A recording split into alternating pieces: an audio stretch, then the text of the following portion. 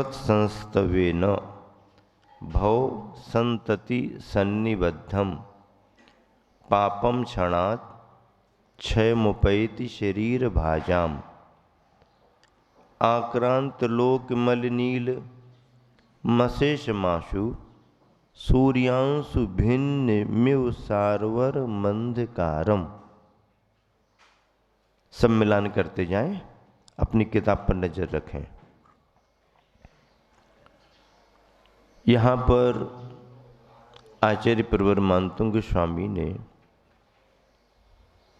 इस श्लोक में जो भाव प्रकट किया है उसकी पुष्टि भी वो एक उदाहरण के माध्यम से करते हैं। अर्थ लगा ले पहले एक एक शब्द का। त्वत्संस्तवेन, आपके स्तवन से, शरीर भाजाम, प्राणियों के, भव संतति, अनेक भवों के, संतति परंपरा अनेक भवों के, सन्निबद्धम, बंधे हुए। क्या बंधे हुए? पापम, पाप कर्म, आक्रांत लोकम, संपूर्ण लोक में फैले हुए, अली नीलम, अली भौरे के समान काले, सूर्यांशु भिन्नम, सूर्य की किरणों से छिन्न भिन्न, सारवरम, रात्रि संबंधी, अशेषम, समस्त, अंधकारम, यु, अंधकार की तरह, क्षणात्, आंसू, क्षण भर में, शीघ्र ही, ज्यादा विलंब नहीं, शीघ्र ही, क्षण भर में, क्षयम उपैति, विनाश को प्राप्त हो जाते हैं। सारांश क्या आया आप सबके सामने? जिस प्रकार सूर्य की किरणों से रात्रि का समस्त अंधकार नष्ट हो जाता है, घना अंधेरा, काली काली रात, ऐसा अंधेरा भी किससे नष्ट हो जाता है? सूर्य की किरणों से। कमरे में कितनी अंधेरा हो, बटन दबाया, उजाला उजाला हो गया। कितना ही घना अंधेरा क्यों ना हो, लाइट जली कि अंधेरा गया। कितने ही सारे पाप क्यों ना संचित कर लिए हो इस जीव ने, भव भवांतरों में, संसार में भटकते हुए, भ्रमण करते हुए, कितने ही पापों का संचय क्यों ना कर लिया हो, एक बार भगवान के प्रति भक्ति जाग गई तो वह भगवान की भक्ति उन सारे पापों को नष्ट करने की क्षमता रखती है, नष्ट करने की क्षमता रखती है। जिस प्रकार सूर्य की किरणों से रात्रि का समस्त अंधकार नष्ट हो जाता है, उसी प्रकार हे भगवान, आपके स्तोत्र से प्राणियों के अनेक जन्मों के संचित पाप शीघ्र ही नष्ट हो जाते हैं। जहां पर प्रकाश है वहां पर अंधेरा टिक नहीं सकता। प्रकाश नहीं है तो अंधेरे का साम्राज्य तो रहेगा ही रहेगा। भगवान की भक्ति उजाले की तरह है, सूर्य जैसी सामर्थ्य रखती है। एक बार जहां सूर्योदय हुआ, सुप्रभात हुआ, अंधेरा तितर बितर हो जाता है। अंधेरा टिक नहीं पाता क्योंकि सूरज की किरणें आ गई। सूरज की किरणें जैसे पड़ती हैं ना, अंधेरा छटना शुरू हो जाता है। इस श्लोक में जो सारांश आया हुआ है उसमें शक्ति के रूप में कहा गया कि भुजंग विष उपशामक। भुजंग यानी सर्प, सर्प के विष का समन यह श्लोक कर सकता है, पर उसके लिए प्रयोग करने वाले का अभ्यास चाहिए, उसकी साधना चाहिए। सभी मंत्रों में शक्तियां हैं, पर मंत्र सिद्ध सभी को क्यों नहीं होते?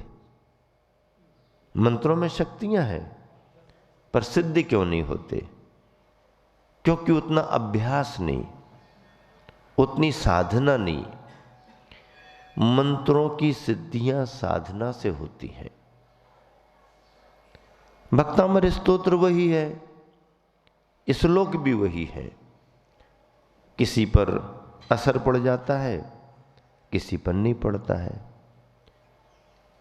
किसी के पाठ का प्रभाव पड़ जाता है, किसी के पाठ करने के बाद भी उतना प्रभाव नहीं पड़ पाता। धनंजय कवि का नाम सुना होगा, जैन विद्वान हुए हैं, अच्छे विद्वान हुए हैं। उन्होंने एक विषापहार स्तोत्र लिखा, विषापहार स्तोत्र। कब लिखा ये? जब उनके बेटे को सर्प ने काट लिया और पंडित जी मंदिर में पूजा कर रहे, घर पर एक घटना घट गई। दौड़े दौड़े सभी लोग आए, ऐसा हो गया, वैसा हो गया, अभी चलो अभी चलो। तो उन्होंने कहा मैं तो मंदिर में आके पूजन प्रारंभ कर चुका, पूजन प्रारंभ कर ली, तो अब नहीं कर सकते, अब नहीं जा सकते। नहीं नहीं चलो, तुम्हारा ही तो बेटा है। तो ठीक है, उसके विष को दूर करने का भाव हम यहीं से करते हैं। ऐसा कुछ होता है क्या? औषधि उपचार कराओ, चलो घर में सभी जन हैं, वो औषधि उपचार कराए। मैं यहां आ चुका हूं तो यहां से भावना भाता हूं।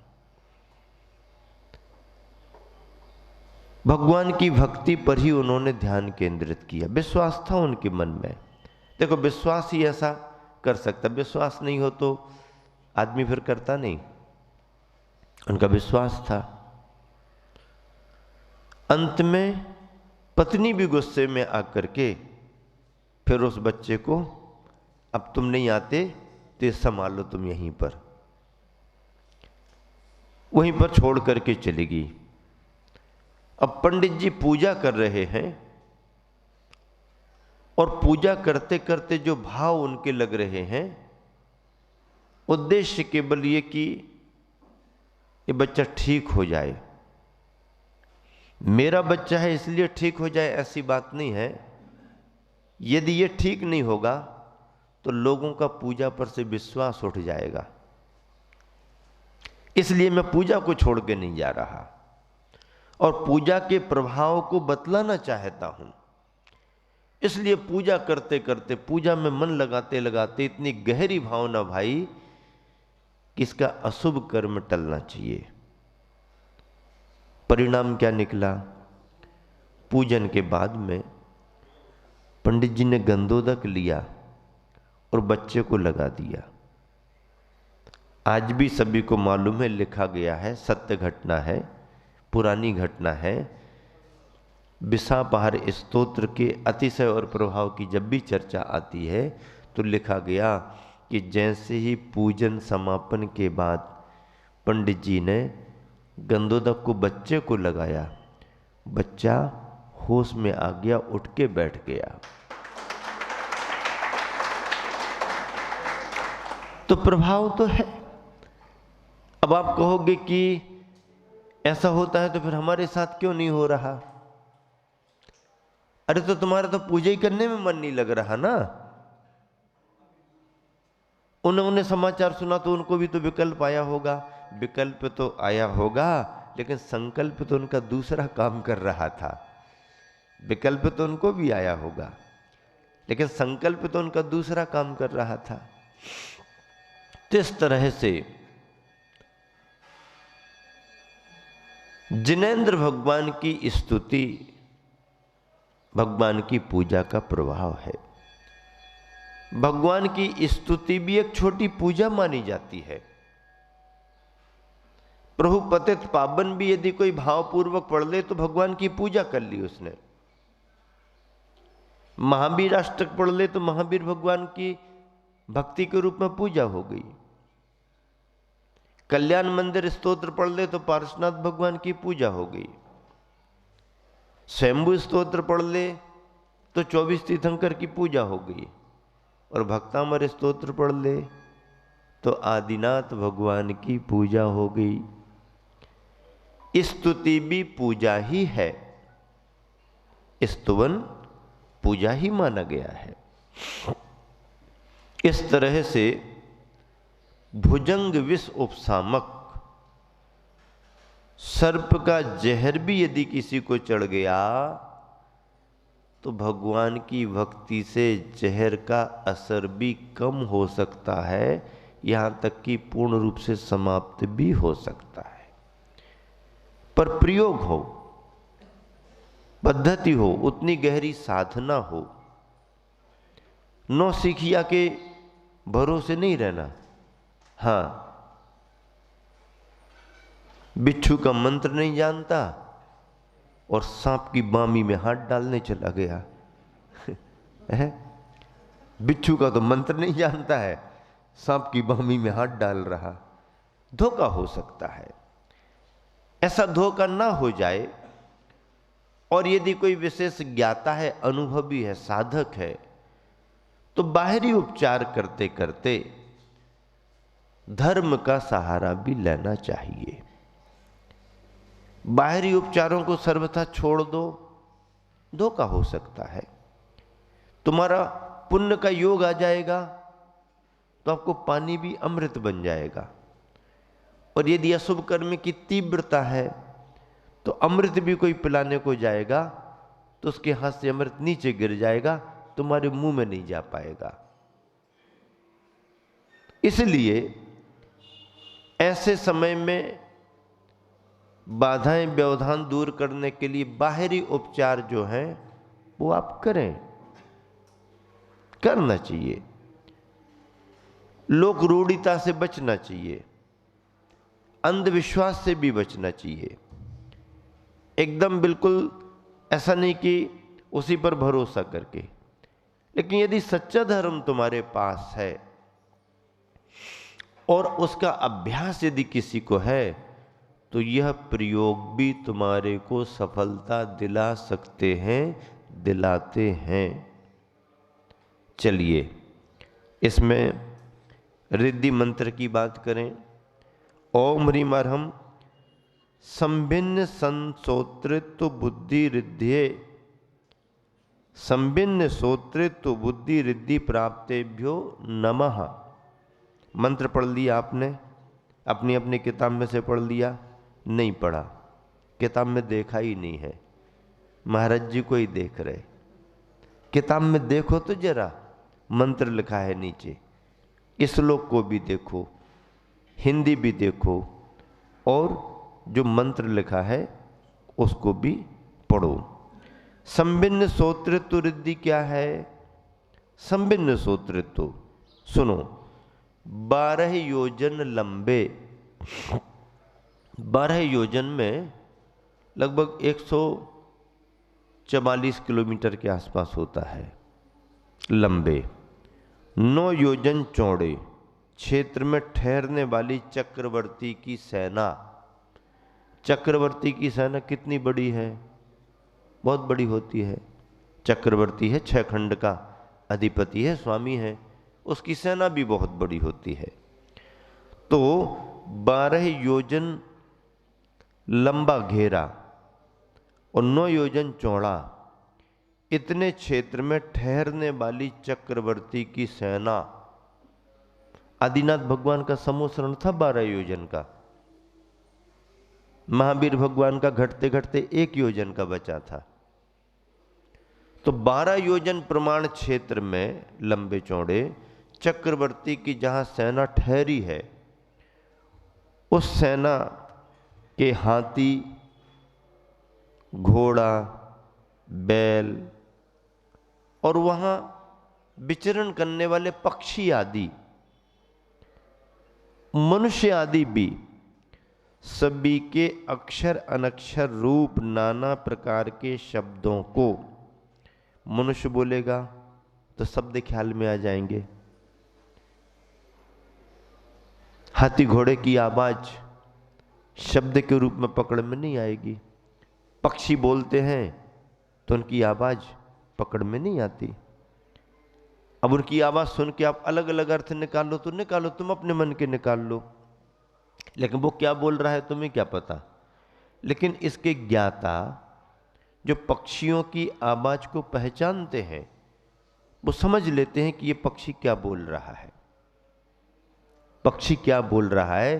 चिड़िया ने चिची चिची कर दिया तो उसने क्या कहा, बंदर ने खो खो खो कर दिया तो उसने क्या कहा, कुत्ता ने भौं भौं कर दिया तो क्या कह रहा है, वो उसके ज्ञाता समझ लेते हैं, हम और आप नहीं पकड़ पाते हैं। अब क्या हुआ, एक थोड़ा सा बीच में प्रसंग आ गया। चिड़िया बोल रही थी, चिड़िया बोल रही थी। अब वो तो पक्षी हैं, आवाज कर रहे, लेकिन निकलने वाले अनेक तरह के लोग निकल रहे, तो सबने उसके अर्थ अलग अलग प्रकार के निकाले। क्या निकाले? चिड़िया बोल रही हैं तो क्या बात कर रही हैं सुबह सुबह? तो सबसे पहला कौन निकला? सब्जी बेचने वाला। कौन निकला सबसे पहले? सब्जी बेचने वाला। तो क्या कहता है, अरे भाई ये चिड़िया तो कह रही हैं आलू प्याज अदरक, आलू प्याज अदरक, क्योंकि वो सब्जी वाला था, दिमाग में वही भरा था, वही समझ में आया उसको, आलू प्याज अदरक। दूसरा निकला तो वो पहलवान था, आलू प्याज, दंड बैठक कसरत, दंड बैठक कसरत। अच्छा, एक भगत आदमी था कि नहीं नहीं सीताराम दशरथ, धर्मात्मा था सीताराम दशरथ। और एक दूसरे विचार का था कि नहीं नहीं ये सब कुछ नहीं, सुभान अल्लाह हजरत, सुभान अल्लाह हजरत। अब पक्षी तो जो कह रहे अपने अपने अर्थ। तो 12 योजन में फैले सभी जानवरों की, मनुष्यों की आवाज को सुनने की जिसके पास क्षमता है, वो संबिन्न श्रोतृत्व मुनि महाराज माने जाते हैं।